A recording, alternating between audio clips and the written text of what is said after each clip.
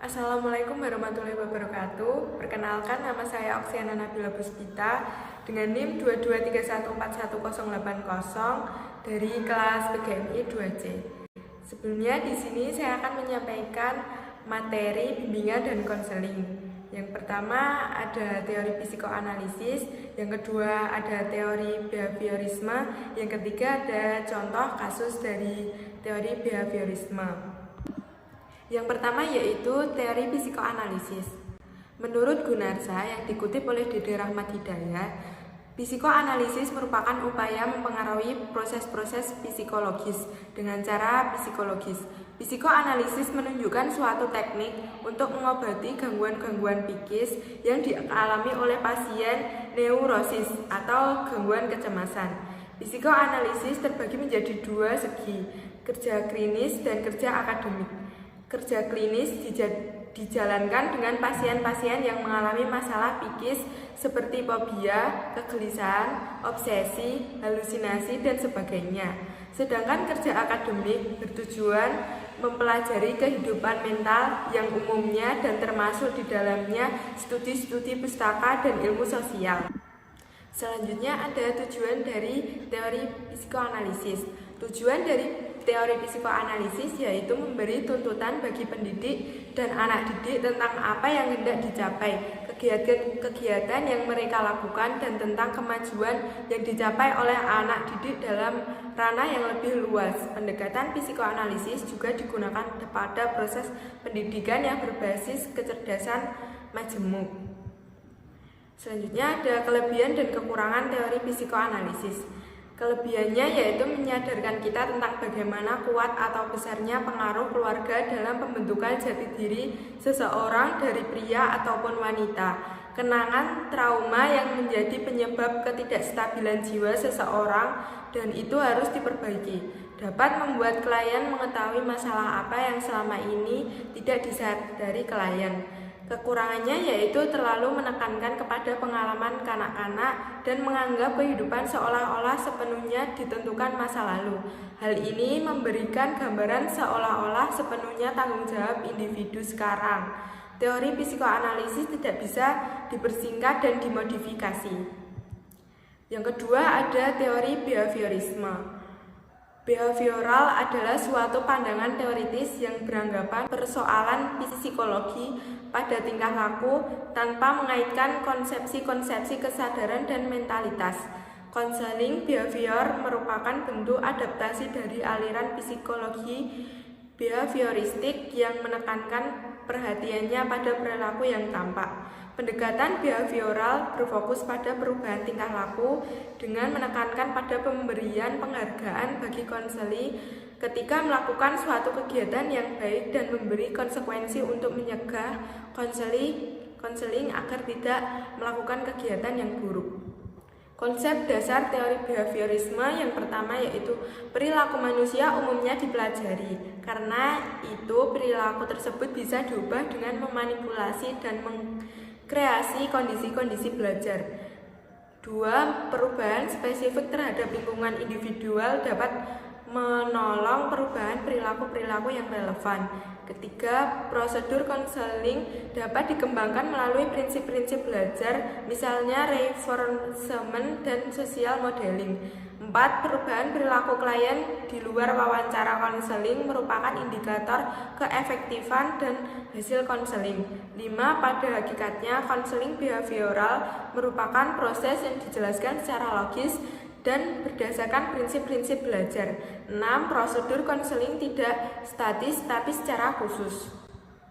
Tujuan dari teori behaviorisme, tujuan secara umum yaitu untuk membantu klien memperbaiki pola perilaku sesuai belajar tentang proses pembuatan keputusan dan mencegah timbulnya berbagai masalah. Tujuan secara khusus yaitu mengubah perilaku salah dalam penyesuaian dengan cara memperkuat perilaku yang diharapkan dan meniadakan perilaku yang tidak diharapkan serta membantu menemukan cara-cara berperilaku yang tepat.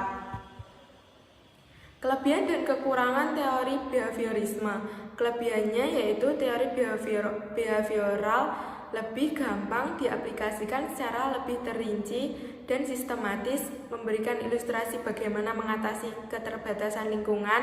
Hasilnya mudah diukur dan dapat dirumuskan dalam perilaku yang nyata. Penekanannya dipusatkan pada perilaku sekarang dan bukan pada perilaku yang terjadi di masa lalu. Konseling behavioral memiliki teknik yang beragam. Kekurangannya yaitu konseling behavioral lebih terkonsentrasi kepada teknik. Pemilihan tujuan lebih sering ditentukan oleh konselor.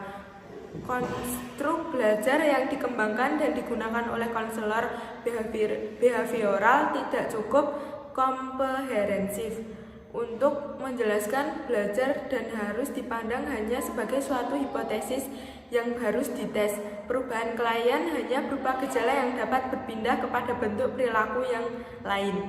Ketiga, ada contoh kasus dan proses konselingnya. Contoh kasusnya, misalnya namanya Faisal, merupakan anak yang pintar. Hal ini terbukti ketika masih berada pada kelas 4, dia selalu mendapatkan posisi 5 besar nilai tertinggi di kelasnya.